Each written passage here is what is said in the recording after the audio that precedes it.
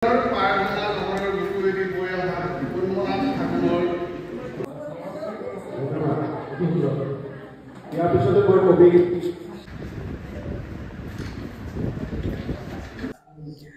শাখা কবি সন্মিলনৰ আচলতে জন্ম হোৱা বহুদিনেই হ'ল, প্ৰায় 8 বছৰতকৈ বেছি হ'ল।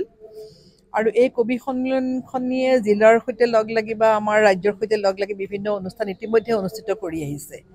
আমি নতুন কাৰ্যনিৰ্বাহক সমিতিখনে এইবাৰ ফেব্ৰুৱাৰী মাহত আমি দায়িত্ব গ্ৰহণ কৰিছোঁ আৰু কৰি আজি এইখন আমাৰ প্ৰথম কবিতা পাঠৰ অনুষ্ঠান।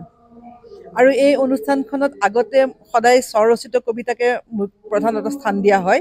আমি এতিয়াও স্বৰচিত কবিতা পাঠৰ সুবিধা ৰাখিছোঁ, কিন্তু তাৰ লগতে যিসকলে কবিতা আবৃত্তি কৰিব খোজে বা নিজৰ প্ৰিয় কবিৰ কবিতাটো পাঠ কৰিব খোজে তেওঁলোকৰ কাৰণেও আমি সুবিধা প্ৰদান কৰিছোঁ। গতিকে আমি আমাৰ নিমন্ত্ৰণীখনত অকল স্বৰচিত কবিতা পাঠ বুলি উল্লেখ কৰি দিয়া নাই। ইয়াৰ মানে এইটো নহয় যে স্বৰচিত কবিতা কোনেও পাঠ কৰিব নোৱাৰিব, সেইটো নহয়। স্বৰচিতও পাৰিব, বেলেগৰ কবিতাও পাৰিব। আৰু এইটোত যদিও আমি বহুভাষিক শব্দটো উল্লেখ কৰি দিয়া নাই, আমি সকলোকে নিজৰ মাতৃভাষাত বা তেওঁলোকৰ প্ৰিয় ভাষাটোত কবিতাটি পাঠ কৰাৰ সুবিধা প্ৰদান কৰিছোঁ। গতিকে আজি এতিয়া প্ৰতিযোগী নহয়, আমাৰ প্ৰতিযোগিতা নহয়, আমি পাঠৰ অনুষ্ঠান কৰিছোঁ। আমাৰ হাতত এতিয়ালৈকে প্ৰায় 40ৰ ওপৰত 50ৰ ওচৰা ওচৰি 50 পাৰ হৈছে।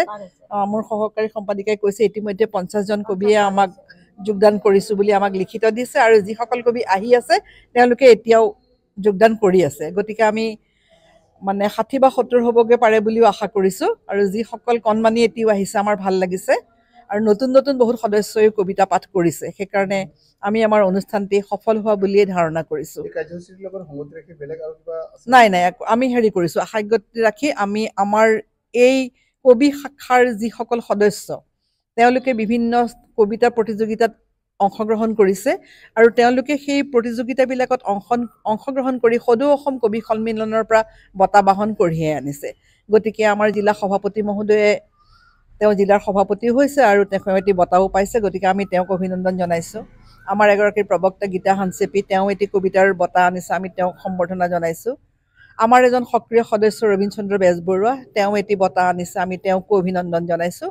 আৰু যিজনে এই অনুষ্ঠানটি জন্মলগ্নৰে পৰা অশেষ কষ্ট কৰি এইটো পৰ্যায়লৈ আনিলে, তেওঁ ইতিমধ্যে কবিতাৰ বঁটাটো কঢ়িয়াইছে। তেওঁ জিলা কবি সন্মিলনৰ সম্পাদকৰ দায়িত্ব গ্ৰহণ কৰিছে, কৌস্তভ খাউন।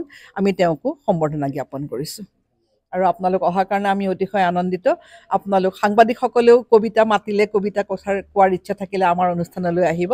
আমি আপোনালোককো ইয়ালৈ আমন্ত্ৰণ জনাইছোঁ আৰু অশেষ ধন্যবাদ জ্ঞাপন কৰিছোঁ।